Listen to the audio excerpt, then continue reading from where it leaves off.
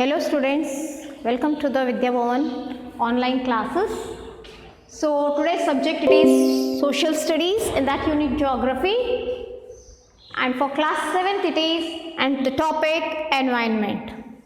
So students, in last two videos we read about the introduction, the meaning of environment, what it is, the surrounding. Along with that we read about the three main components of the environment. Those were that the natural, the human made and human itself. So in last second video we read about the natural environment that consists of lithosphere, atmosphere, hydrosphere and the biosphere. These four things we read, and today we will read about the human environment. Before that, what is the ecosystem?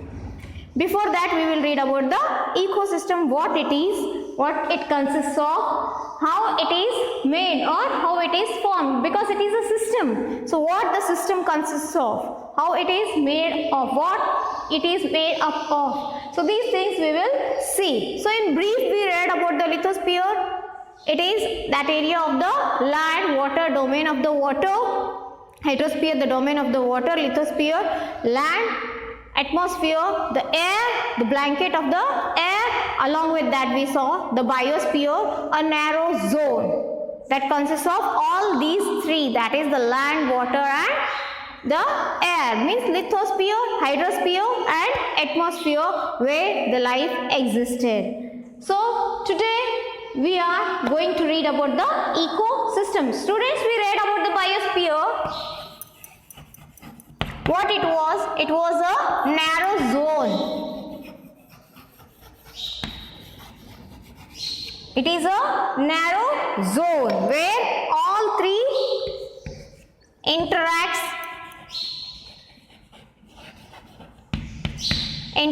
which makes the life to sustain.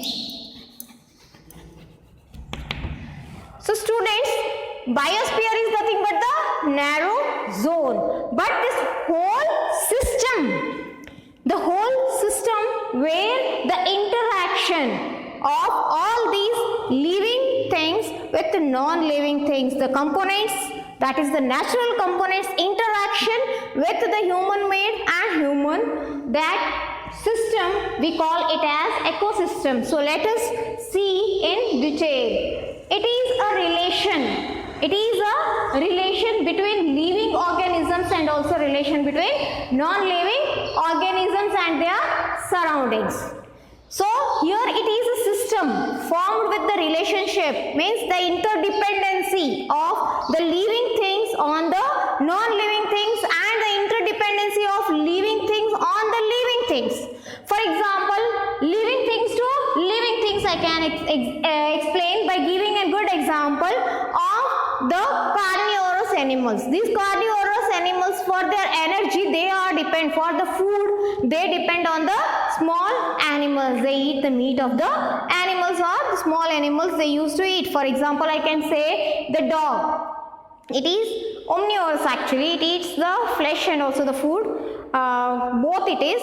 So, but the dog we can see, it feeds on cat, rat, this type of animals and also eat the food. It also depends on the human being. So we can say the living organ, the dependency of living organisms on the other living organisms. Like birds, they for energy, means for food purpose, they depend on the small grains and also the small insects. So they get the energy when they feed on them.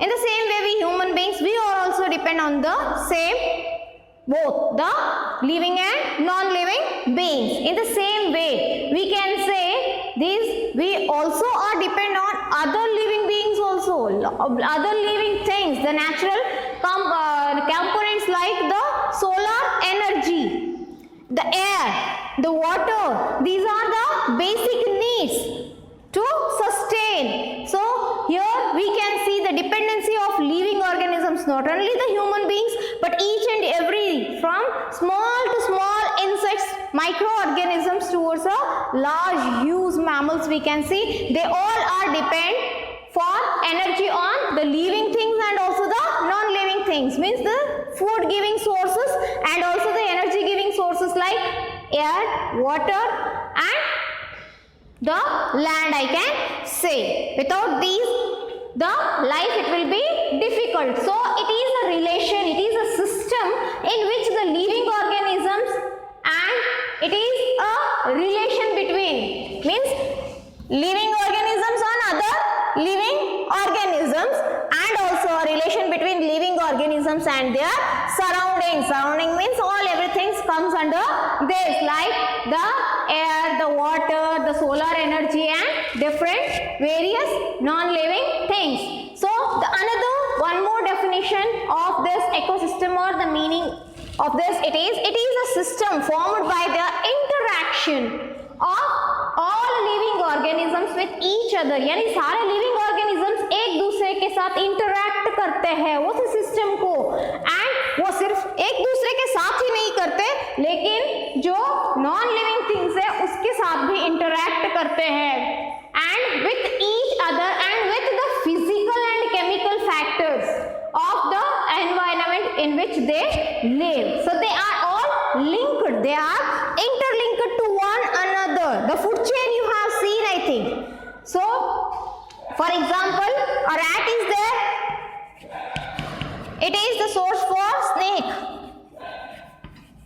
Snake further it feeds on the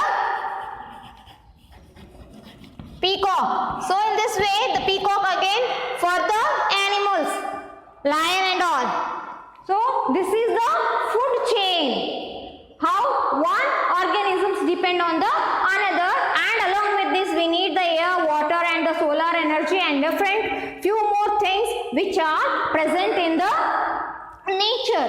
So here it involves the physical and the chemical factors which are available in the environment. So this is the transfer of energy and also the material. So there could be an ecosystem of large rainforest, grassland, desert, mountain, lake, river, ocean and even a small pond. Means this we can find different various landforms we can enjoy on the earth. So everything, each and everyone, it is having its own ecosystem. Like when we compare to the ecosystem of desert and towards the mountain, it is quite different. Means here everything it is dry. The animals which need less water, which can bear heavy sun rays, sunlight, heavy heat, that type of living things can sustain in this. But mountains, they are wherever we can go on moving towards more and more altitude, upper and upper on the mountains, the temperature goes on decreasing there. So the animals which can stay in that temperature will only develop on the mountains, the trees and the mountains. In the same way, the different various landforms have the different ecosystems. Even a small pond also we can take here, even a small pond. So further, now this all came under the natural components. Now we will move towards the human environment or human made environment. So only man. So now we will read about the man. Why he interfered the environment, how he changed the environment, what were the consequences because of which he interfered and disturbed the environment. Let us see. So early man, as if you know in history you have read, what type of life he was having? Simple. What he used to cover his body from? Leather and the bark of the trees and the leaves. His requirements, they were simple. What he used to eat? He used to eat raw fruits, raw meat, and he used to drink the water from the flowing river or the ponds or the lakes whichever were nearby available. So whatever he get from the nature, so he used that in the same form. So there were no inventions, there were no any new techniques used here, but slowly how the man's need, they grew on. So slowly how the needs grew on, what he did, he learned the ways, the new ways. He invented many things and started changing the environment. So he took the sources from the available environment and he started making the changes in them. So we can say, students, here a thought will suit very much good according to this. So needs grew, learned new ways. So necessity is the mother of inventions. So how the man's needs, they went on growing. What he did, he started inventing so many things. For example, good example, the first inventions I can say or give you about is the fire and the wheel. So when the fire was introduced, when he understood the use of fire, slowly he kept it burning to keep himself warm. He understood this fire will keep away the wild animals, or it will keep us safe from the wild animals. Along with that, slowly he understood to cook the food with the help of environment. Slowly he understood to grow the crops, the techniques of growing the crops he learned. Slowly he knew that if I go on eating the animals, once or the other day they will lapse, they will not be seen. So he started domesticating animals because he knew though if I domesticate them, I'll get more and more animals by domesticating them, and he led a settled life. In the early life, he used to wander from one place to another place, so he spent his nights under the tree, in the caves, or anywhere he felt to take rest or sleep. But slowly when he learned these all things, he started his settled life on the bank of the river where water was available, and he started growing the crops. Along with that, he domesticated the animals, which helped these human beings in so many ways. So for all these things, what he had to settle at a single place. So their caves may not be available. So he started building the houses. First it may be with the help of trees, plants and all, and with the help of mud he started. Later on he introduced the cement and stone. So nowadays you can see a huge building with the help of available resources. He construct the big buildings. So what happened? When he learned the technique of growing crops, जैसे इसने crops उगाना शुरू किया तो हर जगह पे एक ही जैसे crops उगते नहीं थे, because the environment doesn't suit. For example, हम हमारे राजस्थान में देख लेते हैं कि here in the Jalore and all in the desert areas, we used to grow more and more bajra, but थोड़ा आगे जाते हैं तो गेहूं की खेती भी होती है, क्योंकि वहां पे एनवायरनमेंट जो है वो गेहूं के लिए सुटेबल है. तो what they used to do, they started और there emerged the barter system with the help of animals. They used to carry their crops with their food grains with them, and they instead changed their own crops, their grown crops with the others. So in this way this trade also started. जैसे जैसे trade छोटी मात्रा से लेके बड़ी मात्रा में develop होने लगा तो उसको हमने कॉमर्स का रूप दे दिया. It developed into a commerce. Slowly क्या हुआ, along with this, when he started growing crops, he understood the need of few equipments. So earlier he used to do the agriculture with the help of sticks and available stones, but when he introduced the iron, the metal iron, slowly he learned to make the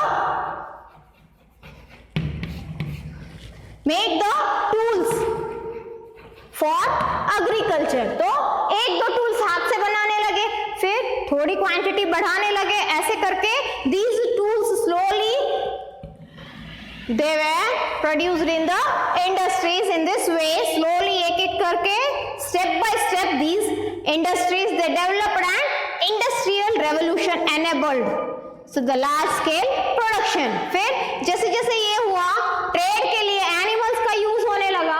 फिर after the invention of wheel, you can see wheel का introduction होने के बाद में slowly bullock carts were introduced. After bullock carts, one by one for cycle, from that the motorcycle, from that slowly they understood to make the tractors and all. In this way they made the use of this metal and they developed this transportation system. So transportation also became faster. Earlier it was wooden wheels, slowly they made the use of rubber and rubber wheels were introduced. In this way we can see the transportation also became faster and faster. So information revolution also developed. As if you know, earlier the informations in the kings they used to send the message with the help of the messengers or with the help of the birds. But later on slowly this telephone was letters were developed, the paper, the invention of paper used, so it helped for us for writing the letter. With the help of paper we used to send these letters. After that what happened? After the introduction of electricity, this telephone was introduced. Slowly now the telephone, it took the form of cell phones, and now with the mails and all, fax, mails, we can send the information wherever required, whenever required, within a seconds. So this made the communication easier and very speed across the world. Means because of all these things we can see. Earlier we had to go to market to buy something, but nowadays the market is in your pocket or in your hand, we can say.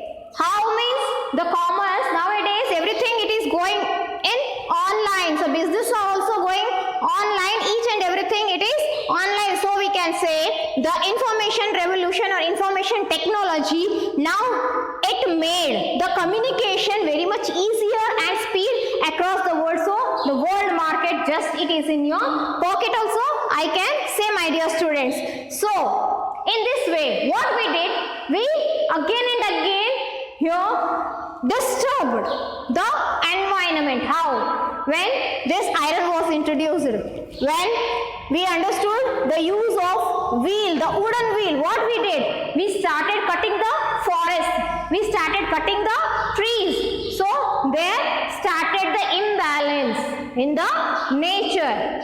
So how? You understood the wildlife also been affected there. So the iron, introduction of iron, what we did? We went on digging the land, and what we are doing? We are extracting the more and more iron. In this way what we are doing? We are adversely affecting the the environment. Because of this only, because of the man's need, what we are doing? We are harming the nature, the mother nature. So the last request it is, or the conclusion of this chapter it is, there should be a perfect balance. So a perfect balance is very much necessary between the natural and the human environment. So we should take the use of environment, but it should not be unlimited. किसी चीज को करना सही है, लेकिन उस चीज को हम अगर अति करेंगे, किसी को हम अति करेंगे, प्रकृति के साथ ज्यादा खिलवाड़ करेंगे, तो who will face the harm here? The human itself, so or himself. So there should be a balance between the natural and the human environment, my dear students. Along with that, human must learn, we must learn, you must learn.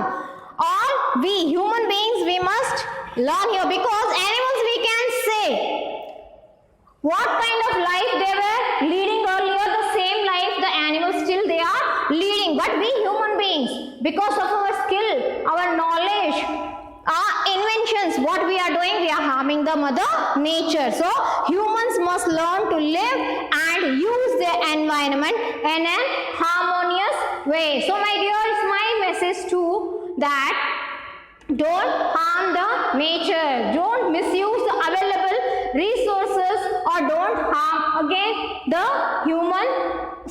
the mother nature. So I think you all understood this whole chapter. So human resource or the third component of the environment, we saw the human. So how human is creating his environment? So in the school we can say an educational environment we are seeing, at the religious places like temple, mosque, they are the religious environment. It is created in the political field. We can see the human being himself, he is creating a political environment in this way. In the family, a family environment has been built. So in this way, the third part of the third component of the environment, we can say the human, how he is creating his own environment, means the teacher and the students together, they create an educational environment.